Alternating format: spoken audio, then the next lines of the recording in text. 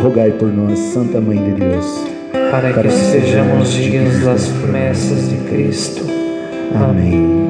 Em nome do Pai, do Filho e do Espírito Santo. Amém. Podemos nos sentar?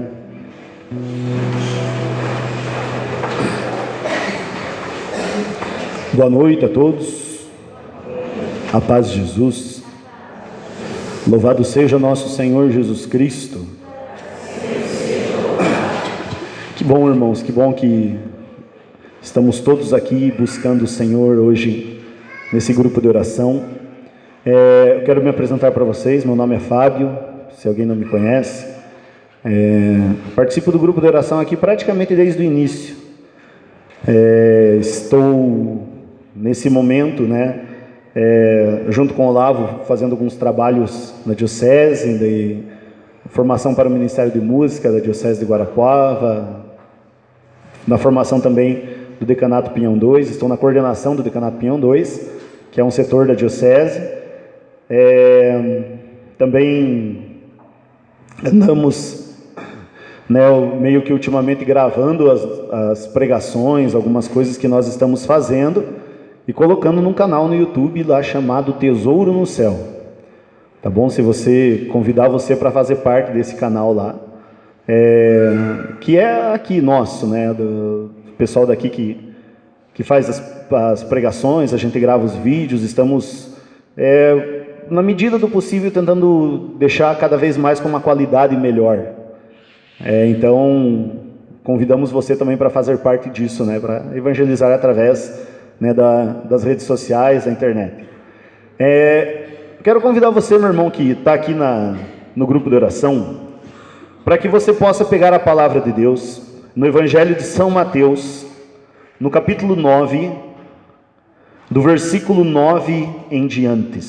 Mateus 9, do 9 em diante.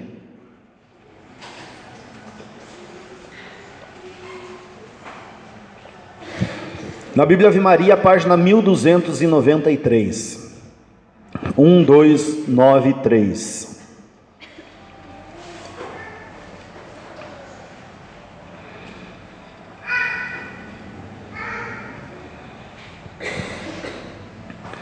Diz lá, vocação de Mateus.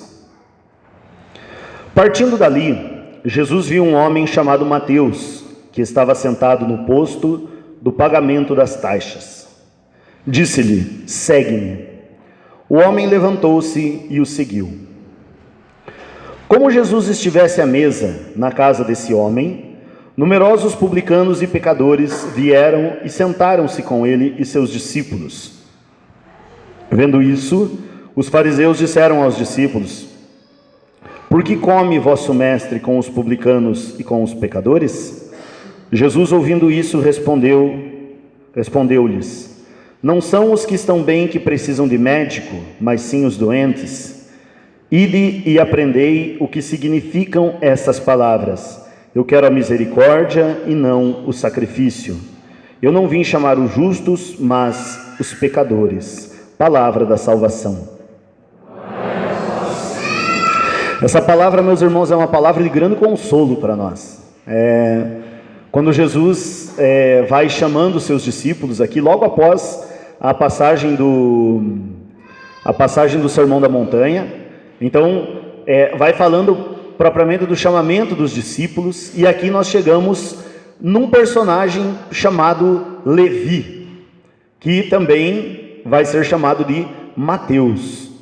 Então Jesus chega para Mateus e diz assim para ele, segue-me. E é interessante que a palavra de Deus vai dizer ali que Mateus se levantou e o seguiu. Essa palavra aqui, ela me espanta, meus irmãos, assim, no sentido da decisão de Mateus. O cargo de publicano, no caso, da época, era um cargo que não era bem visto pelos judeus. Mas as pessoas que entravam nesse cargo de publicano, elas financeiramente se davam bem. A pessoa financeiramente se dava bem. O que o publicano fazia, o cobrador de impostos? O cobrador de impostos, ele arrecadava dinheiro para o Império Romano. Nessa época, o território de Israel era dominado pelo Império Romano. Então, eles arrecadavam, eles cobravam impostos para Roma. Só que o que os publicanos faziam? Eles pegavam, além do imposto que Roma cobrava, eles cobravam uma taxa a mais. Só que as pessoas não sabiam dessa taxa a mais. As pessoas desconfiavam. Então eles entregavam a parte que era de Roma, entregavam para Roma, e aquela taxa a mais ficava com eles. Então geralmente eles eram ladrões. Geralmente eles exploravam o povo. E por isso o povo de Israel viam os publicanos também como traidores, traidores da pátria, traidores do povo, por estarem fazendo um serviço a quem? Um serviço aos romanos. E Jesus chega para esse publicano chamado Mateus e diz para ele: segue-me. E diz lá que ele estava na sua mesa cobrando, das taxas, né? Que ele estava sentado no posto do pagamento das taxas. O que será que se passava na mente de Mateus? Né? Talvez vendo aquele dinheiro, talvez se dando conta da sua desonestidade naquele serviço. E ele, não sabemos o que tinha no coração dele. Não sabemos se ele naquele momento se deu conta de que talvez o dinheiro ali para ele não estava adiantando, não estava trazendo aquilo que ele buscava. E meus irmãos, vocês tenham certeza de uma coisa: nós temos um vazio dentro de nós, nós temos um espaço dentro do nosso coração que, se não for preenchido por Deus, ninguém vai preencher. Dinheiro não vai preencher, marido não vai preencher, esposa não vai preencher, porque aquele espaço é de Deus. Você que corre atrás de dinheiro, que acha que o sentido da sua vida é o dinheiro, você vai quebrar a cara, porque não é o dinheiro. Você que acha, está desesperado aí correndo porque está solteirona ainda, não conseguiu casar, né? Achando que se você não casar você vai ser infeliz. Minha irmã, se você não tiver Jesus, você vai ser infeliz. Você também é homem. Por que hoje muitos casamentos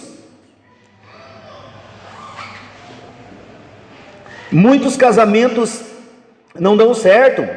Porque a pessoa se casa querendo colocar a responsabilidade da sua vida, do seu matrimônio em cima do cônjuge, né? Achando que ele vai fazer feliz. E aí você quebra a cara, meu irmão. Por quê? Porque o teu cônjuge não é Deus. Ele não é Deus. Ele não pode fazer por você o que Deus pode fazer por você. Não pode. E aí você se arrebenta tudo. Então nós não sabemos o que tinha no coração de Mateus. Ele provavelmente tinha uma vida financeira muito boa, mas aquilo para ele, ele sentia que aquilo para ele não bastava, que aquilo não saciava o seu coração. E quando vem Jesus e diz: segue-me, veja, ele levanta, ele deixa a sua vida ali, ele deixa aquela mesa com aquelas moedas, aquela cadeira que ele cobrava, e ele parte seguir a Jesus, e deixa tudo aquilo para trás. Tudo aquilo que para ele era segurança, aquilo que para ele era felicidade, abandona tudo. Isso me faz lembrar de um poema de Santo Agostinho, não sei se dá para dizer de poema, mas onde ele relata o encontro dele com Deus. Tarde te amei, ó beleza tão antiga e tão nova, o teu grito rompeu minha surdez. Não, acredito que aqui o chamado de Jesus rompeu a surdez de Mateus. Ou seja, ele encontra aquilo que ele estava procurando, o chamado de Deus, o reconhecimento de que Deus o estava chamando através de Jesus. E o que Mateus faz? Mateus pega Jesus e leva Jesus até a sua casa, e prepara para Jesus e seus discípulos um banquete. E quem que vai estar junto lá? Os pecadores, os publicanos, as pessoas de má fama da época, junto com Jesus. E Jesus lá no meio. Meus irmãos, aqui que eu acho maravilhoso dentro da história, tanto da história da igreja, e aquilo que a Ósia falava para nós na semana passada, que as pregações, né, aquelas que mais tocam os nossos corações, são realmente desses testemunhos de conversão, de pessoas que estavam lá na lata do lixo, e que vêm até o Senhor. Eu lembro eu vi um testemunho, na internet, uma pregação, um testemunho de um ex-satanista, chamado Zachary King. Se alguém quiser procurar, vale muito a pena, é umas 2 horas e pouco, mas vale muito a pena. Ele falando que desde muito cedo ele se consagrou a Satanás e começou a ganhar um dinheiro muito fácil. Para ele aparecia dinheiro, do nada. Começou a ter vários casos com mulheres e começou a fazer serviços satânicos. Ele era satânico mesmo. E ele pegava, e ele diz assim, que ele fazia nas sessões que ele atendia, eles faziam serviço à custa de abortos de crianças que estavam no ventre da mãe, porque dizia assim que quanto mais inocente é uma vítima, maior é o malefício que se faz no mundo. Então por isso que se pega muito a questão hoje de crianças no ventre da mãe, porque é uma vítima totalmente inocente. E ele falou que ele fez pelo menos uns 150 abortos rituais desses satânicos. Um assassino. E ele assim, ele frequentava, ele foi um alto mago, né, um bruxo que teve no mundo nas décadas aí de 90, 80, 90. E ele diz assim que provavelmente, se você conhece algumas músicas dos anos 90, 80, que fizeram muito sucesso no mundo, foi ele que fez o serviço para aquelas bandas fazerem sucesso. Ele fala bem claro, bem claramente isso. E ele diz assim que nos aeroportos ele tinha passagem livre, podia ir para onde ele quisesse. Ele provavelmente chegou a ser um dos grandes altos magos que tem no mundo, mago mesmo. Quando tem bastante gente desses altos magos no mundo, tem em torno de 7, 8, 10. Ele era um deles. Cantores famosos vinham até ele pedir para que as músicas que eles compunham fizessem sucesso.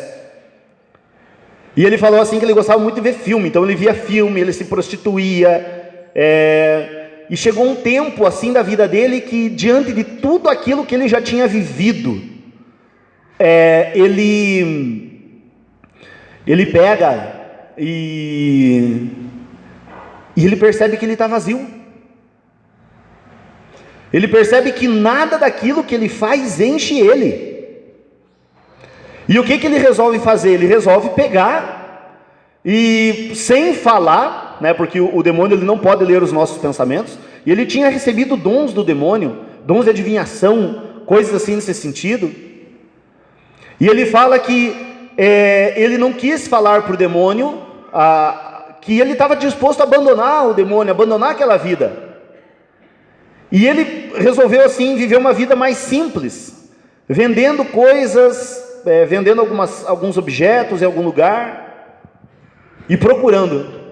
Diz que uma vez chegou uma mulher católica na loja dele, e ela falando, e ele pegava, por exemplo, um objeto, uma medalha, alguma coisa, ele sabia que se aquele objeto tinha sido feito serviço naquele objeto ou não, até que tipo de serviço que tinha sido feito. E chegou uma mulher católica, e chegou com uma medalha milagrosa, né? Nós temos um santuário aqui, Nossa Senhora das Graças. Ela chega com uma medalha milagrosa, e ele vê aquele objeto, ele não conhece, ele fala assim, mas eu não conheço isso. E aquela mulher diz que falando, e falava bastante.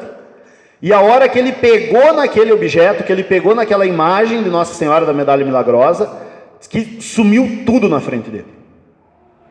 Assim como se ele passasse por uma nova dimensão, vamos falar assim. E ele segurando aquela imagem na mão, ele viu Nossa Senhora. E ele viu Nossa Senhora, e Nossa Senhora começou como que a virar o corpo dele, para que ele olhasse para Jesus.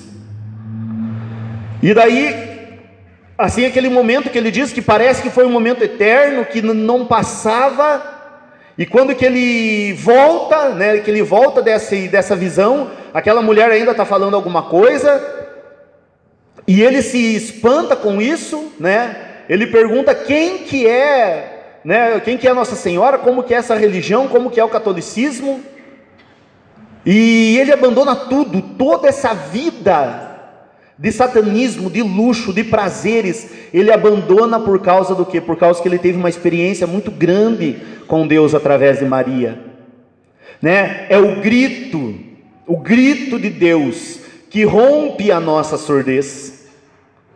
Chega um momento da vida, irmãos, que nós temos que deixar que a nossa surdez realmente seja rompida pelo grito do Senhor. E aí ele vai, Zachary King, ele se confessa. Ele diz que faz uma confissão de 2 a 3 horas de confissão. Ele fica se confessando. E assim ele diz que quando ele sai do confessionário, ele diz assim que ele logo de imediato percebeu que tinha perdido todos os dons que o demônio tinha dado para ele. Tinha perdido todos os dons, mas ele começou a perceber o verde das árvores, o azul do céu, o canto dos pássaros, coisa que antes ele nem se dava conta, nem tinha questão de ver, de conhecer. Mas por quê? Porque vai atrás, segue o chamado do Senhor. O Senhor passou na vida dele e ele foi junto. E meus irmãos, os santos diziam, se não me engano, o Santo Agostinho dizia: eu tenho medo do Deus que passa e não volta mais. E se Zachary King, no caso, não tivesse seguido esse chamado de Deus, o que seria dele? Hoje ele é um católico missionário. E se Mateus não tivesse seguido esse chamado que Deus fez para ele, o Deus que passa. Meus irmãos, Deus tem passado muitas vezes na nossa vida, e aonde que nós temos deixado Deus? Aonde que nós temos talvez ignorado a Deus? E aí, meus irmãos, vivemos